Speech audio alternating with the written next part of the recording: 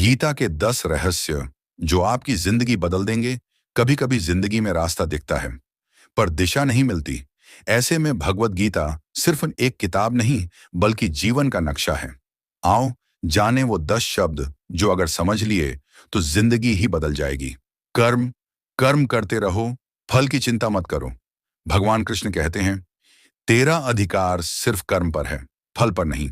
मतलब जो करना है पूरी निष्ठा से करो, पर नतीजे को लेकर मत डरो, क्योंकि जब हम कर्म पर ध्यान देते हैं फल अपने आप सही होता है। यही शुरुआत है जीवन का पहला कदम। संतुलन। हर स्थिति में मन शांत रखो। जब हम कर्म करते हैं तो जरूरी है संतुलन। जीत हो या हार, सुख हो या दुख, दोनों में मन को एक जैसा रखना सीखो, क्योंकि संतुलन वाला व्यक्ति कभी टूटता नहीं, वो हर हाल में बढ़ता जाता है। श्रद्धा, विश्वास रखो, मार्ग मिलेगा। संतुलन तभी टिकता है जब श्रद्धा होती है, विश्वास खुद पर, अपने कर्म पर और ईश्वर पर। जब मन में श्रद्धा होती है तो रास्ता अपने आप खुलता है, भले ही अंधेरा कितना भी गहरा क्यों ना हो। नियंत्रण। इंद्रियों पर विजय ही असली शक्ति है। श्रद्धा के बाद जरूरी है नियंत्रण। हमारी इंद्रियां, आंखें, कान, मन अक्सर हमें भटकाती हैं। गीता कहती है, जो खुद को काबू में रख सकता है वो पूरे संसार को जीत सकता है। समर्पण। अहंकार छोड़ ईश्वर को मानो। जब नियंत्रण आ जाता है तो अगला कदम है समर्पण।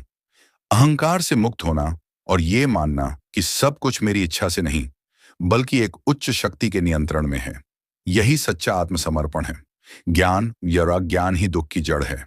समर्पण के बाद आती है ज्ञान की ज्योति। जब हम सही और गलत समझने लगते हैं तो भ्रम मिटता है और दुख खत्म हो जाता है। ज्ञान वो दीपक है जो अंधकार मिटा देता है। धैर्य। सही समय पर फल अवश्य मिलेगा।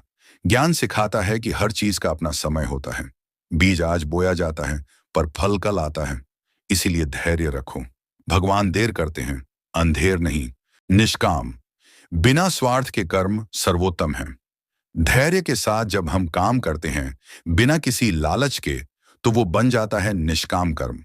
ऐसा कर्म जो सिर्फ कर्तव्य के लिए हो, नाम या लाभ के लिए नहीं। यही आत्मिक सफलता का रास्ता है। वैराग्य। मोह से मुक्त होना ही स्वतंत्रता है। निष्काम कर्म सिखाता है वैराग्य। मतलब जो चला गया उसका दुख नहीं, जो मिल गया उसका घमंड नहीं। जब हम आसक्ति से मुक्त होते हैं तभी सच्ची स्वतंत्रता मिलती है। सत्य। सत्य ही धर्म और जीवन का आधार है। अंत में इन सब का सार है सत्य। सत्य वो दर्पण है जो हमें खुद से मिलाता है। अगर हमने जीवन में सत्य को पकड़ लिया तो कोई ताकत हमें गिरा नहीं सकती।